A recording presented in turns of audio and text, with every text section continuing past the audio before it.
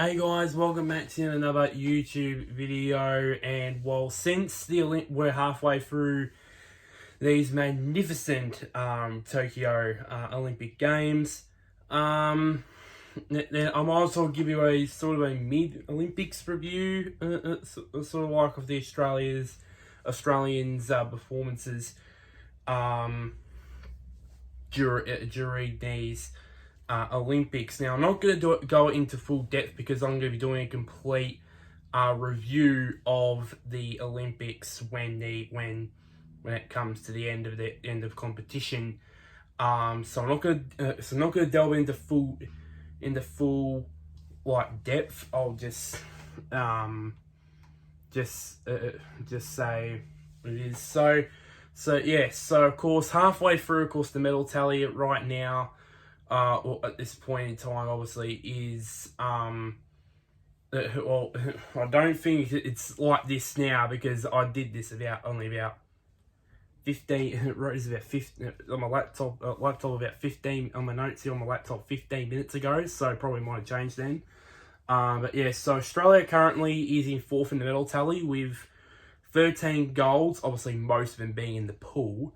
Only 3 silver for us and 14 bronze in comparisons to the ones up ahead of us. We've got the same amount of medals as Japan, the host nation, but they got more gold medals than us. So yeah, and we're even ahead on the medal tally ahead of those drug cheating Russians.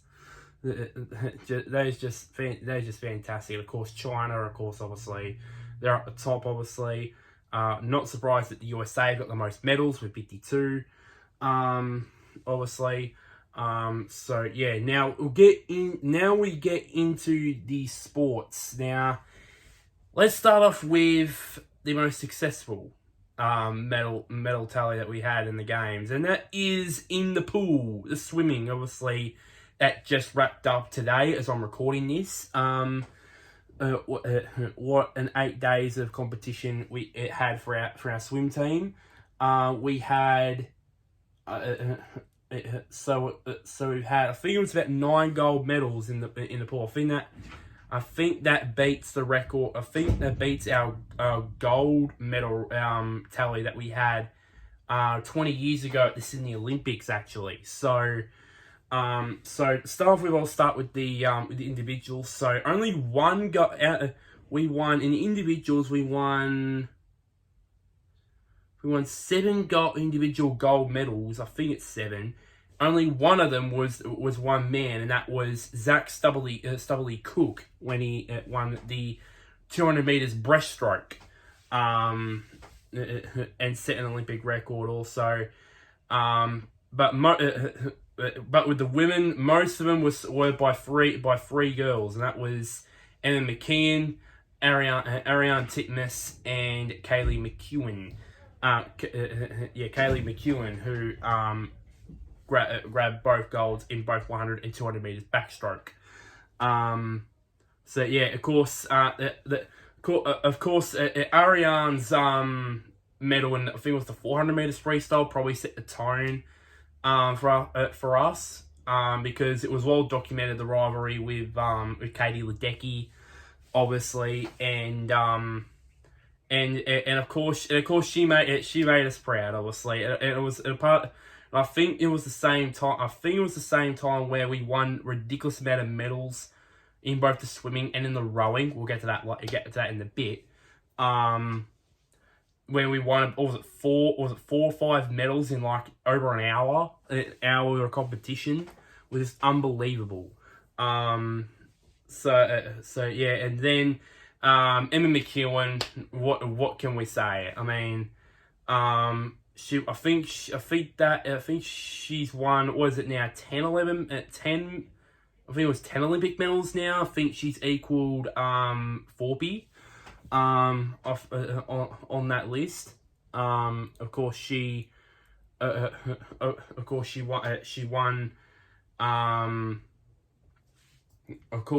was a part. I think she was a part of the 4x100 meter freestyle relay team that actually smashed their own world record. Of course, she won the what. And of course, she won the 150 freestyle, the 100 freestyle, and the 100 freestyle, and just the rubs, and just to just to trick us all. She basically wins claimed bronze in the women's 100 meter butterfly, and also competed in the butterfly in today in the winning for women's 4x100 meters medley relay. So she can not just do freestyle, she can do butterfly as well. Yeah. So yeah. Then of course the silver medals. Of course, Cole Chalmers. He was so close. He was literally this close to winning his second straight gold medal in the 100 meter freestyle. But just got pinked by the great Caleb Dressel in the end. Jack McLaughlin. Now this was surprisingly, because I thought the other one, Elijah Winnington, he was the favourite going in, but nobody was talking about Jack McLaughlin, and he just basically boom, won the silver medal. Came very close to winning the gold medal in the 400 meter freestyle. I think that was one of, if not the first medal winning event in the swimming, I believe it was. So it was good. So it was good for him. And Ariane Titmus, she'd be second. There was no way she was going to beat Katie Ledecky. Of course, she had to get one back after being beaten in the 200 and 400 meters freestyle by Ariane. So it was just fitting, basically, that happened. Then the bronze medal, we had 4 bronze in the pool. Of course, 2 of them were in the same race as we won golds. Of course, Emily Seebohm, she won bronze in the women's 200 meters backstroke. Of course, Kaylee McEwen won the same event, and Kate Campbell, she finished third in women's 100 meters freestyle. It could possibly be her last Olympics. So she, I think she's just an absolute legend in the pool. And of course, rounding it out with taking home gold, bringing Australia home to win gold in the 4x100 meter medley relay. It was just, I think, for me, just a bit of the cherry on top of the cake of what's a great career for her. We still don't know if she's going to retire or she'll go around again for Paris in 2024. We don't know.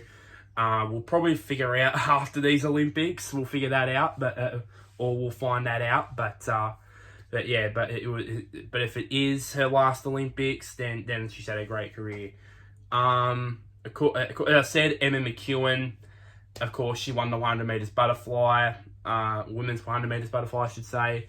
And then Brendan Smith, who nobody probably expected to win a medal in the individual medley, but he did. He finished third in that race. So it was a good one from him. A good job from him.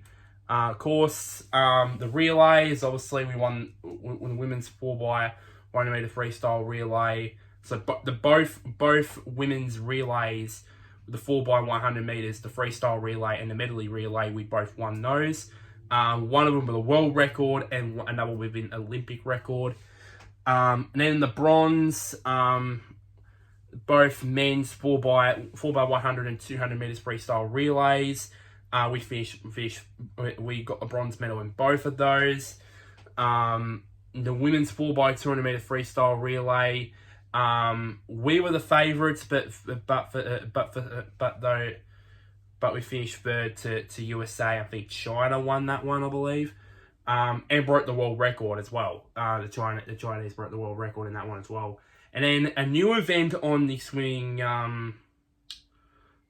schedule. was the mixed 4x100 meters medley relay, and would you guess, we were the favourites, but we ended up finishing third, but ahead of the USA, and Emma McEwen ended up finishing ahead of Caleb Dressel, which was unbelievable to be honest. And it took me a while for me to be honest to get my head around it, but looking back at it now, I believe it's a great. I think it's great that they've added that in, because see a lot of strategic things in there in this mixed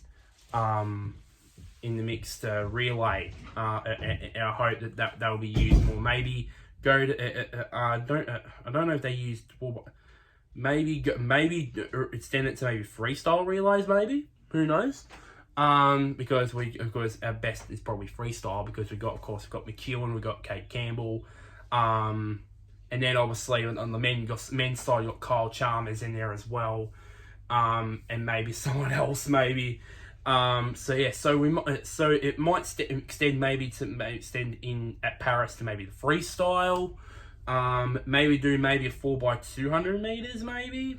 Who knows? I don't think medleys. I think they don't do normally 4x200 meter medleys anyway. So yeah. So the leading medalists, obviously, Kyle Chalmers obviously got the 3 medals. For the leading the men, obviously, with 1 silver and 2 bronze. Zach Stubblety Cook and Alexander Graham got 2 medals each. Of course, Stubblety Cook got the gold in the 200 meters breaststroke, as I said earlier, and the bronze medal. I think it was the mixed relay. I would think. I'm not saying. I think it is. And Alexander Graham got 2 medals as well. With both of them, I think both of them were the 4x100 meter freestyle relay and the 4x200 meter freestyle relay, I believe. Because I don't think he ran the final there. I think if because the athletes that do the heats, so for Australia, for example, someone does the heats and then they get forced out for the final, they still get that medal. They still count towards getting a medal, because basically they've contributed to that. So yeah, and then the women. Jesus, the women, unbelievable. Of course, the leader of that was Emma McEwen. Not 1, not 2, not 3, 4, 5, 6, 7 medals in these Olympics. I think that's a record. It's some sort of record, I believe. I think I read somewhere. I think it's some sort of record for Australia. I think it's the most amount of medals ever taken in one Olympics, I believe it was. I think it's swimming. Yeah, and then Kaylee McEwen and Ariarne Titmus got 4 medals each, of course. Kaylee McEwen with 3 gold and 1 bronze. And then Ariarne Titmus got 2 gold, 1 silver, and 1 bronze. So yeah. So of course 9 gold medals, 11 medals all in total in the pool. So let's just say it's been a rather successful games for our swim team for sure, and they've definitely done us Aussies proud, definitely, in these Olympics. Now, the men. Now let's go to the rowing, and you know what I said earlier about that day when it was when there was about 4. I think there was 4 or 5 medals that were taken. No, 5 medals that were taken in less than under just over an hour of Olympic competition for Australia. Well, the men's and women's fours rowing team and the men's and women's quad sculls teams were involved in that, because basically both men's and women's fours got golds and both men's and women's quad sculls got bronze.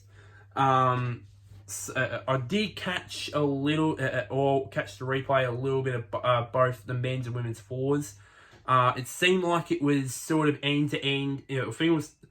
I think the women's ones were up first. Yeah, the women's ones were up first. I think it was neck and neck there between us and the Dutch.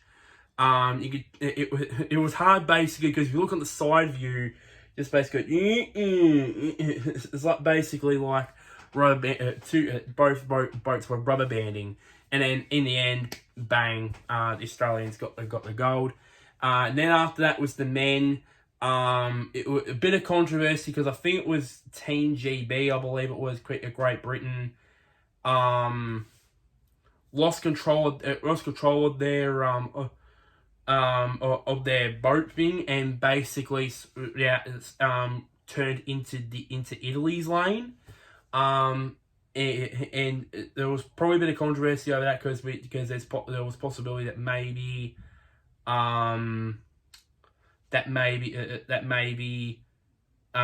it would have ruined Italy's chance of overtaking the Aussies, but it was thrown out obviously. And then the men's quad sculls, and in the women's quad sculls we finished third. Well, I think the women's one only just finished third, while the men we of course we finished third in the end. So now we move on to canoe slalom, and of course our girl Jess Fox. You believe I was watching that? I watched those two performances. You can tell I watched them. So let's get to the kayak first. Now, to be honest with you guys, I thought that Jess Fox would. I was very, very confident that Jess Fox would win another gold medal because she won silver in London. She won bronze in Rio. She's won so many world championships since the last Olympics. She's a 7-time world champion. That's why I said to myself, you know what? No, there's no way that Jess Fox is going to leave Tokyo with a gold medal.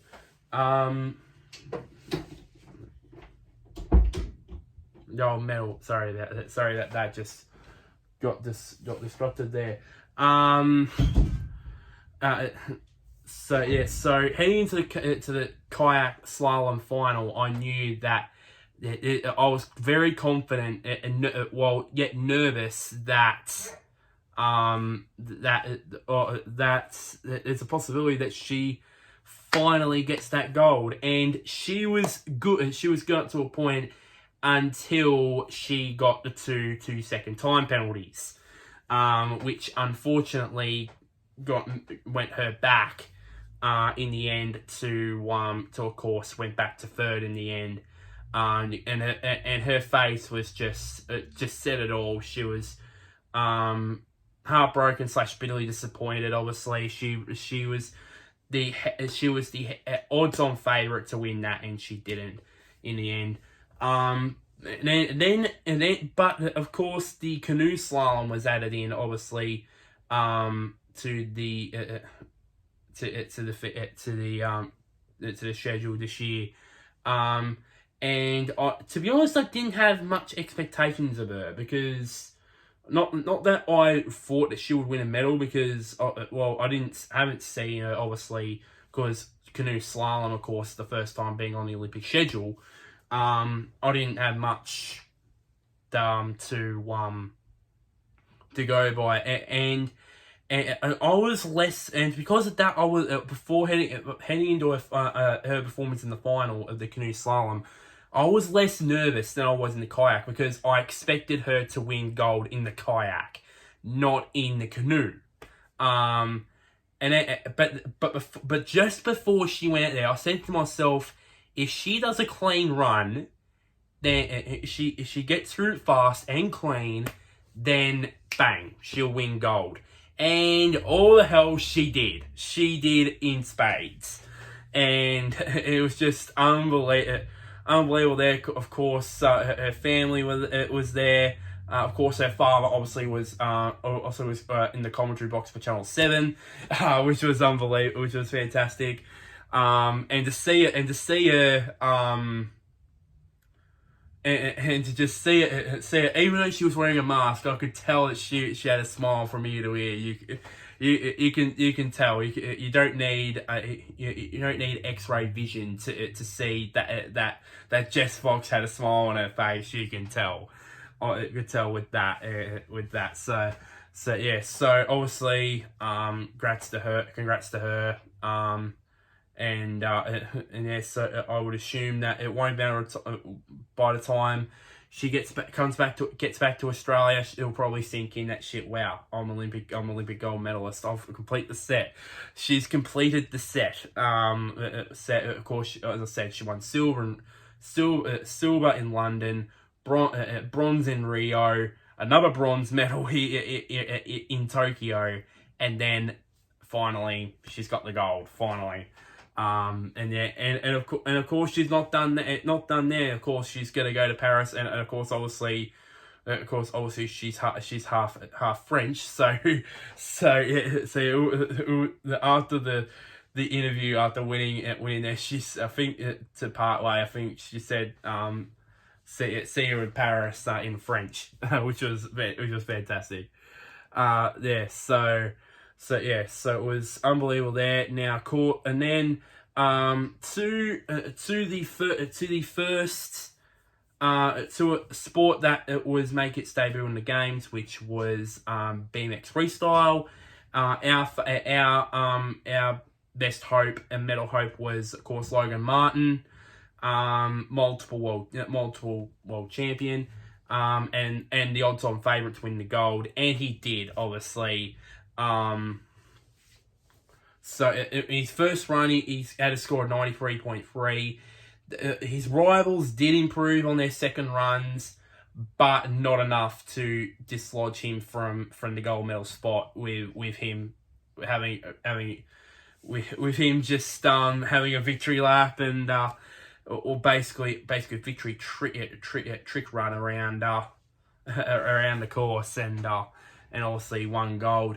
Of course, it made history becoming the first man to win a gold medal in BMX freestyle. So making history there. In sailing, I think the men's laser,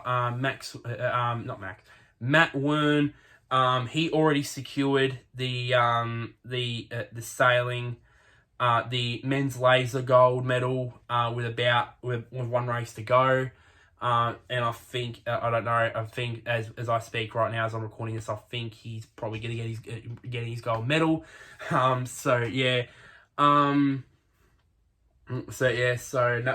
think it's the third, I think I said this in the preview, I think it's the third straight year that an Aussie has won the men's laser sailing race, in the Olympics. Then of course, in other sports, the cycling, the road cycling, the men's time trial. Of course, Rowan Dennis, he finished third in that, which was fantastic for him. And they pulled him out of the road race on day one, to get him to focus on the time trial, and that probably worked because, of course, he finished bronze. But unfortunately, of course, that meant that Richie Port was the only main act in that road race, unfortunately. So, yeah.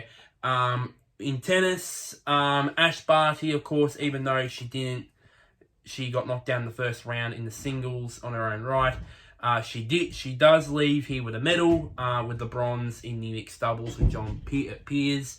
Obviously, of course, because they were supposed to face the Serbians, and of course in Novak Djokovic, but of course he pulled out. So I still don't know why he pulled out. I haven't heard anything about why he pulled out. So I hope any of you guys in the comment section down below, please answer that for me, please, because I haven't read anything on why Djokovic withdrew or pulled out of the mixed doubles bronze medal match. So yeah. And then of course in the surfing, which was another sport I was making its Olympic debut, Owen Wright got a bronze medal in the men's. Of course, in the women's, unfortunately, Steph Gilmore, and all the other two women got knocked out. Got knocked out earlier, so they ended up left on right to carry the Aussie flag, and he did it well, and it was good when the interview with his family, with his wife and family, and all that. So yeah, which was fantastic in the end. Now finally to some sports that are still in action. Of course in the hockey, the Kookaburras. Of course they in the pool stages. They won four. They've won 4 games and drawn 1, which was the most recent one in Spain. And just today, as I'm recording this, they did play in the quarterfinals against the Netherlands, which they only just won in a penalty shootout. And I would assume they would verse maybe either Belgium or Spain. Well, actually, no. I would assume, because I don't know. I don't think it'll be Spain because they played them in the pool games. I think it might be someone else. I don't know. But the Hockeyroos, they've been on a roll. They've won 5 straight games, and I think tonight they play India in the They play India in their quarterfinal match. Which is hopefully Kookaburras, the Hockeyroos get their sixth straight win and get themselves in a position to hopefully get themselves a medal in the semi-finals. And then of course the football and the Matildas, of course, they got a fantastic win the other night in extra time over Great Britain, which set themselves up for a fantastic clash against Sweden. So the worst case scenario for the Matildas is that they lose the semi-final and they'll go to the bronze medal match. If the best case scenario, if they win, that guarantees them a medal, but it's either going to be either gold or silver in the end. And